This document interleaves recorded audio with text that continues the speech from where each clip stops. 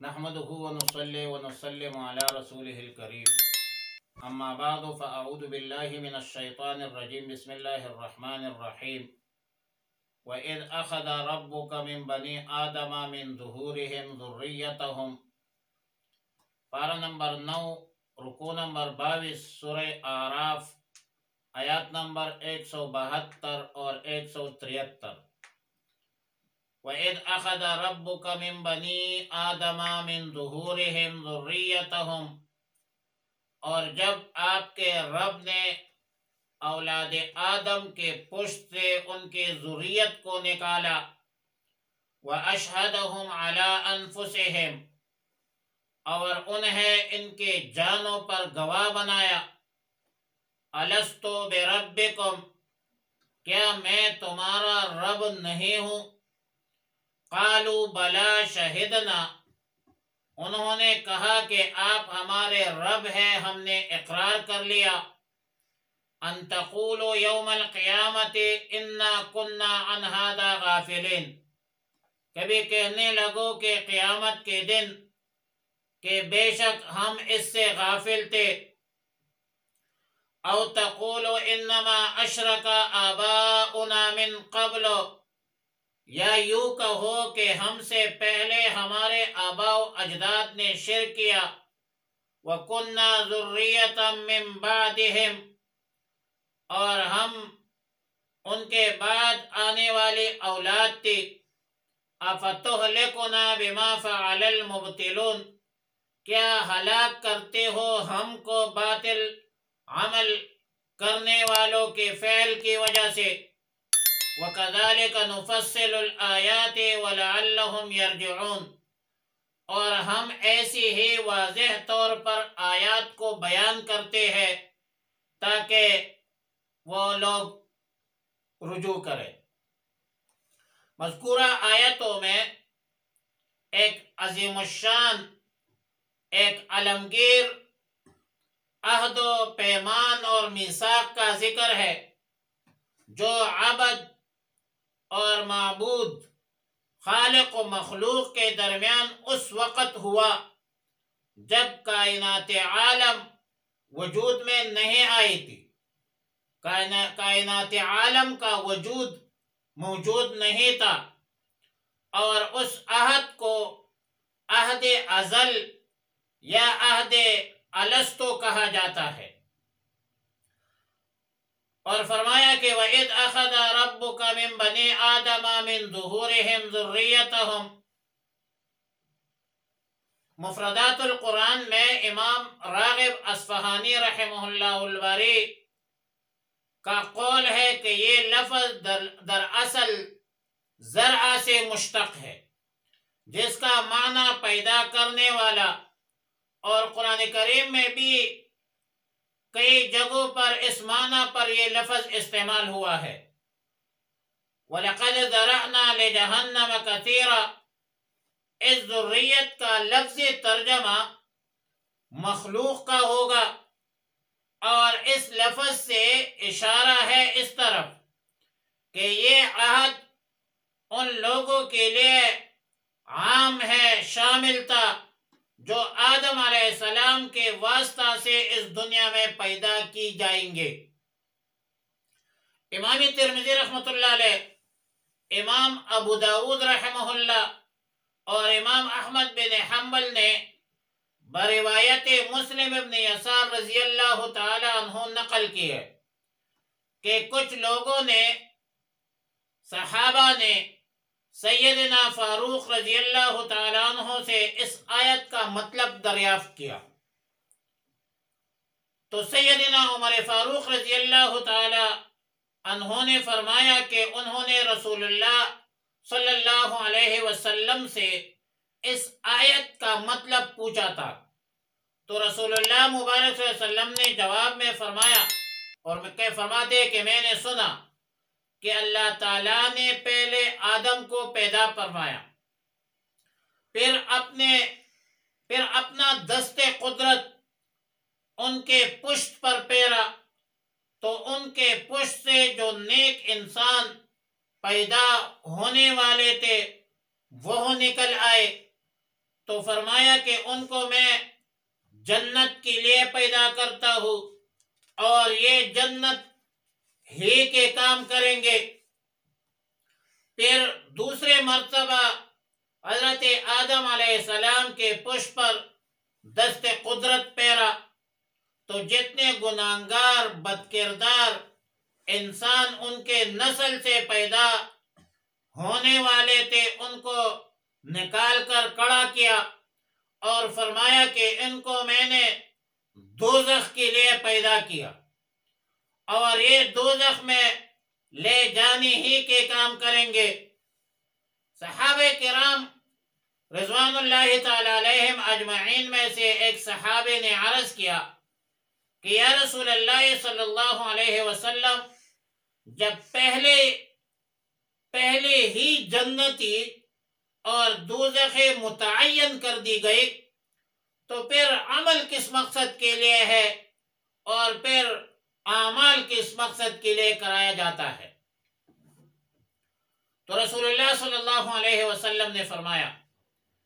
کہ جب اللہ تعالی کسی کو جنت کے لیے پیدا فرماتے ہیں تو وہ اہل جنت ہی کے کام کرنے لگتا ہے،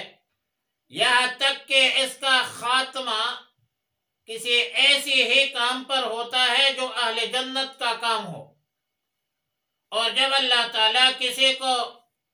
دوزخ کے لیے بناتے ہیں، پیدا کرتے ہیں، تو وہ دوزخ ہی کے کام میں لگ جاتا ہے، یہاں تک کہ اس کا خاتمہ کسی ایسے کام پر ہوتا ہے جو اہل جہنم کا کام ہوگا۔ مطلب یہ ہے کہ جب انسان کو معلوم نہیں کہ کس طبقہ میں داخل ہے تو اس کو اپنی توانائی، قدرت اور اختیار ایسے کاموں میں خرچ کرنا چاہیے جو اہل جنت کے کام ہو اور یہ امید رکھنا چاہیے کہ وہ انہیں میں سے ہوگا، جنتیوں میں سے ہوگا اور وہ اللہ کی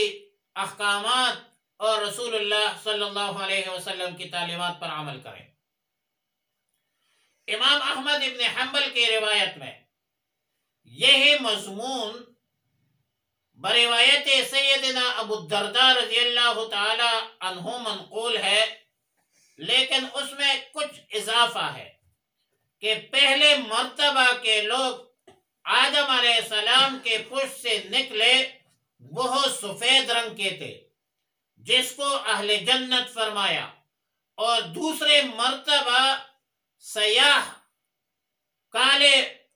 لوگ نکلے جس کو اہل جہنم قرار دے دیا۔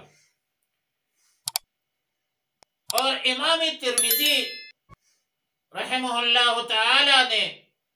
بروایت ایک اور روایت میں کچھ مزید اضافہ کیا ہے کہ اس طرح قیامت تک پیدا ہونے والے اولاد آدم جو ظہور میں آئی، ان میں سے ہر ایک کی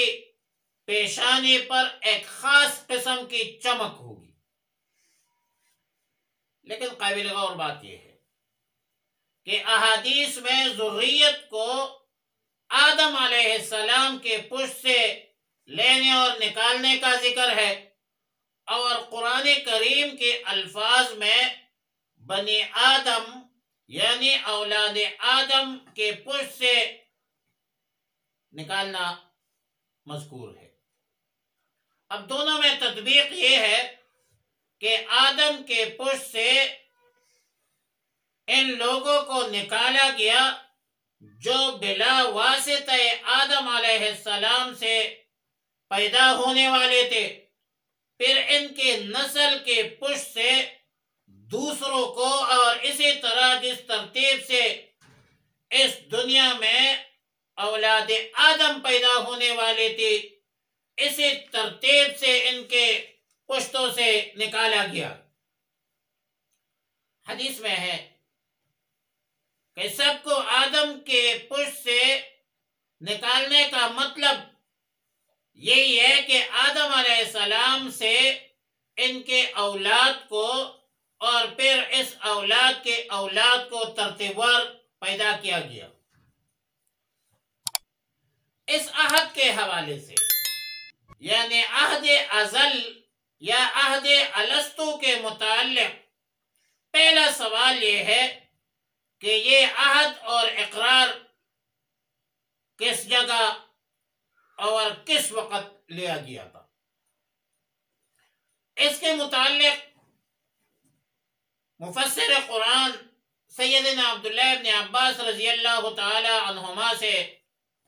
بسند قوی منقول ہے، جس کو امام احمد بن حنبل، امام نسائی اور حاکم نے نقل کی ہے کہ یہ عہد و اقرار اس وقت لیا گیا تھا جب آدم علیہ السلام کو جنت سے زمین پر اتارا گیا، اور اس مقام کا نام وادی نعمان جو میدان عرفات سے معروف اور مشہور ہے، کذا فی تفسیر المظہری۔ دوسرا سوال عہد ازل کے متعلق یہ ہے کہ جب اقرار لیا گیا تو آدم علیہ السلام کے علاوہ کوئی دوسرا انسان پیدا ہی نہیں تھا، تو ان کو یہ عقل، یہ فہم، یہ فراست، یہ علم کیسے حاصل ہوا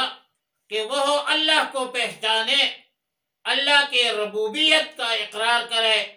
کیونکہ ربوبیت کا اقرار تو وہ کر سکتا ہے جس نے شان ربوبیت کا مشاہدہ کیا ہو، اور مشاہدہ اس دنیا میں پیدا ہونے کے بعد ہو سکتا ہے، پیدا ہونے سے پہلے کیسے مشاہدہ ہوگا؟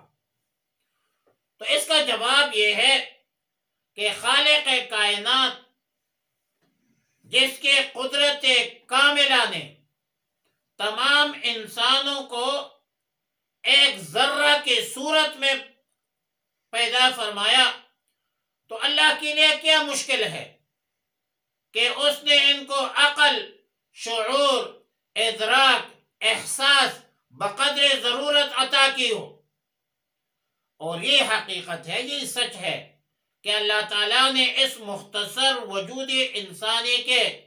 تمام قوا کو جمع فرمایا ہو، جن میں سب سے بڑی قوت عقل ہے اور شعور ہے۔ لیکن سائنس نے اس عالم ازل کو، اس جو نقطہ ہے، اس نے اس کو سچ ثابت کیا۔ موجودہ سائنس نے اس کو ممکنات میں شمار کیا ہے اور عملاً پریکٹیکلی ثابت کیا۔ ایک سم ہوتا ہے، اس پہ کتنی ویڈیوز ہوتی ہے، اور ظاہر ہے کہ انسان کے اپنے وجود میں بھی اللہ تعالی کی عظمت، قدرت کی بے شمار نشانیاں ہیں، جن پر غور و فکر کے بعد معرفت یقینی طور پر حاصل ہو جاتی ہے۔ قرآن کہتا ہے وَفِي أَنفُسِكُمْ أَفَلَا تُبْصِرُونَ، وہ کون سی جا ہے جہاں جلوہ محبوب نہیں، شوق دیدار اگر ہے تو نظر پیدا کر، برگ درختہ سبز، در نظر ہوشیار، ہر ورق دفتر معرفت کردگار۔ مگر ساتھ ساتھ ایک تیسرا سوال بھی کروں گا، اور تیسرا سوال یہ ہوگا کہ یہ عہد ازل یا کتنا یقینی کیوں نہ ہو، اور واقعاً یقینی ہے، مگر دنیا میں آنے کے بعد یہ عہد کسی کو یاد نہیں ہے۔ تو اس کا جواب یہ ہے کہ پہلی بات تو یہ ہے کہ بہت سارے افراد، اشخاص، شخصیات ایسے ہیں کہ انہوں نے اس عہد ازل کا اقرار کیا ہے۔ حضرت ذوالنون مصری رحمہ اللہ تعالی فرماتے ہیں کہ مجھے یاد ہے، مجھے یہ عہد و میثاق آج بھی یاد ہے، لیکن دراصل اس اقرار نے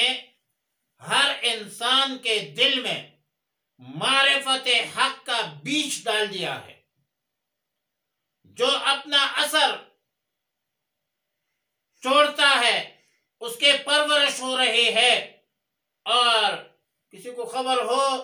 یا نہ ہو لیکن اس کے پرورش اور ترقی ہو رہی ہے،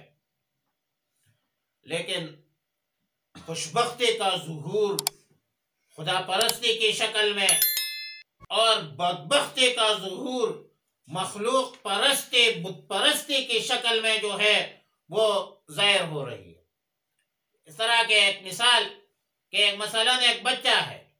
جب پیدا ہو جائے تو ہم مسلمان بحیثیت مسلمان اسلامی سوسائٹی میں، معاشرے میں ہم ان کے کان میں اذان دیتے ہیں، لیکن بچے کو اذان کا کوئی پتہ نہیں ہوتا۔ اور ہم میں سے کتنے لوگ قرآن کریم کی تلاوت کرتے ہیں اور حکم بھی ہے تلاوت کا، لیکن معنی سمجھنے سے قاصر ہے، وہ اس کے معانی کو نہیں سمجھتے، اس کے مفاہیم اور تفاسیر کو نہیں سمجھتے، لیکن وہ قرآن کی تلاوت کرتے ہیں۔ تو اسی طرح اقرار ازل کی جو ہے وہ بے شک یاد نہ ہو، لیکن وہ جو فائدہ ہے وہ فائدہ پہنچا رہے ہیں ایک نفس مسلم کو، معلوم ہو یا نہ ہو، کسی کو یاد ہو یا یاد نہ ہو، لیکن وہ جو بیج ہے وہ اس کے پرورش باقاعدہ طور پر اعمال، مضبوط ایمان کی شکل میں، مضبوط اعمال کی شکل میں ہو رہی ہے۔ اور اسی لیے آیات کے آخر میں فرمایا ان تقولوا یوم القیامہ انا کنا عن ھذا غافلین، یعنی یہ اقرار ہم نے اسی لیے لیا تھا کہ تم قیامت کے دن یہ نہ کہو کہ ہم تو اس سے غافل تھے۔ یاد کرایا، یاد ہو گیا، ابھی غفلت کا بہانہ مت بناؤ۔ آیات نمبر 173 میں یہ ہے کہ او تقول انما اشرک آباؤنا من قبل، یعنی یہ اقرار ہم نے اسی لیے بھی لیا تھا، دوسرا وجہ کہ کہے تم قیامت کے روز یہ عذر پیش نہ کرنے لگو، یہ عذر پیش نہ کرو کہ شرک، بت پرستی تو دراصل ہمارے بڑوں نے اختیار کی تھی، اور ہم تو ان کے بعد ان کے اولاد تھے، اور ہمیں غلط اور صحیح کا کیا پہچان تھا۔ تو اللہ تعالیٰ نے فرمایا کہ دوسروں کے افعال کی سزا تم کو نہیں ملے گی، بلکہ تمہارے غفلت کی سزا تمہیں ملے گی۔ اقرار ازل نے ہر انسان میں ایک ایسی عقل، بصیرت کا تخم ڈال دیا ہے کہ ذرا بھی غور و فکر سے آپ ہدایت کے راہ پر گامزن ہو سکتے ہیں۔ اور آیت نمبر 174 میں فرمایا وَكَذَلِكَ نُفَصِّلُ الْآيَاتِ، یعنی ہم نے اسی طرح اپنی نشانیوں کو کھول کھول کر بیان کی ہے تاکہ لوگ غور کریں، فکر کریں، ضلالت، گمراہی، بغاوت سے باز آ جائے، اور آیات الہیہ میں غور و فکر کرے کہ وہ اس عہد و میثاق کی طرف لوٹ آئے، اس کی طرف رجوع کرے، اور جو لیا گیا تھا عہد ازل میں، یعنی اللہ کی ربوبیت کا اقرار ہم نے کیا ہے کہ اللہ ہمارا رب ہے، اللہ ہمارا خالق ہے، اللہ ہمارا مالک ہے، اللہ ہمارا رازق ہے، اور اس کے نتیجے میں ہم اللہ کے احکامات اور رسول اللہ صلی اللہ علیہ وسلم کی تعلیمات پر عمل کریں، اور اللہ کے احکامات، رسول اللہ مبارک صلی اللہ علیہ وسلم کی تعلیمات میں دونوں جہانوں کی کامیابی ہے، اور غیر کے طریقوں میں دونوں جہانوں کی ناکامی ہے۔ وآخر دعوایا ان الحمد للہ رب العالمین۔